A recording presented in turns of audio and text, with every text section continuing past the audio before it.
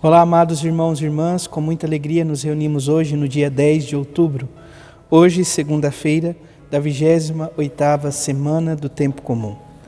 É sempre uma alegria nos reunirmos em torno da Palavra de Deus, palavra que nos fortalece, palavra que nos orienta, palavra que é o próprio Cristo, que toca a nossa história e nos permite nos encaminharmos rumo à vida eterna.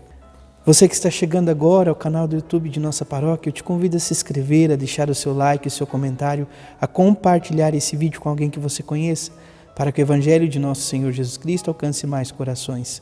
Iniciemos este momento em nome do Pai, e do Filho, e do Espírito Santo. Amém. A graça e a paz de nosso Senhor Jesus Cristo, o amor do Pai, e a comunhão do Espírito Santo esteja sempre convosco. Bendito seja Deus que nos reuniu no amor de Cristo. O Evangelho de hoje, amados irmãos e irmãs, se encontra em São Lucas, capítulo 11, versículos de 29 a 32. O Senhor esteja convosco, Ele está no meio de nós. Proclamação do Evangelho de Jesus Cristo segundo Lucas. Glória a vós, Senhor. Naquele tempo, quando as multidões se reuniram em grande quantidade, Jesus começou a dizer: Esta geração é uma geração má. Ela busca um sinal, mas nenhum sinal lhe será dado a não ser o sinal de Jonas. Com efeito, assim como Jonas foi um sinal para os ninivitas, assim também será o Filho do Homem para esta geração. No dia do julgamento, a rainha do sul se levantará juntamente com os homens desta geração e os condenará, porque ela veio de uma terra distante para ouvir a sabedoria de Salomão. E aqui está quem é maior do que Salomão. No dia do julgamento, os ninivitas se levantarão juntamente com esta geração e a condenarão, porque eles se converteram quando ouviram a pregação de Jonas. E aqui está quem é maior do que Jonas. Palavra da salvação. Glória a vós, Senhor. Amados irmãos e irmãs, dentro do contexto da liturgia de hoje, ainda nós temos na primeira leitura a carta de São Paulo aos Gálatas e no Salmo, é o Salmo 112, que tem como refrão meditativo: Bendito seja o nome do Senhor, agora e para sempre. Amados irmãos e irmãs, o Evangelho de hoje nos convida a esta reflexão. A reflexão que Jesus faz sobre esta profunda advertência. Esta é uma geração má. Ela busca um sinal, mas nenhum sinal lhe será dado a não ser o sinal de Jonas. Então, Jesus faz uma profunda crítica, amados irmãos e irmãs, a esta busca desmedida por sinais, por manifestações. Deus é o Deus que se revela aos corações, aos pequeninos, sem muita extravagância. Nós percebemos então no convite de hoje, não que Deus não se manifeste de forma extraordinária, mas nós não devemos viver em função disto somente. Nós precisamos caminhar, precisamos estar junto do Senhor, precisamos acolher a palavra do Senhor agora e para sempre. Esta palavra que nos ilumina a vida, a palavra que nos permite caminhar em direção a Cristo.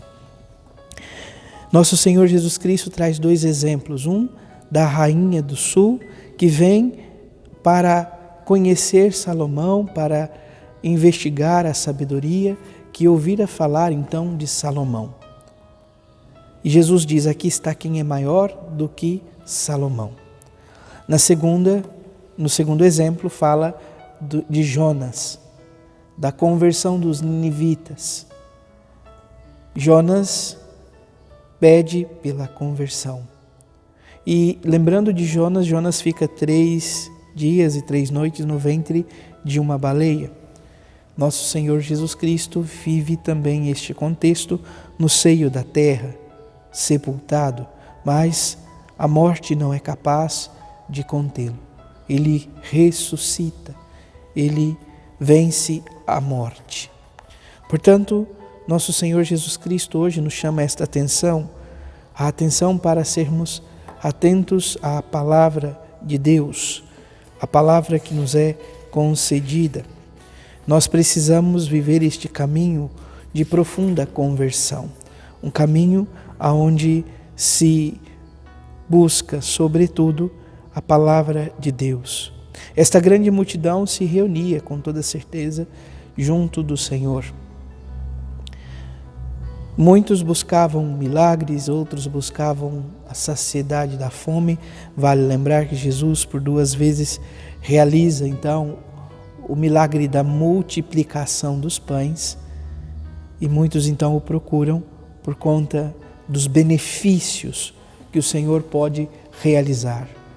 Mas quanto na verdade precisamos ir ao encontro do Senhor, não pelos seus benefícios, mas por Ele mesmo. Ele é o sentido, a razão da nossa vida, da nossa história.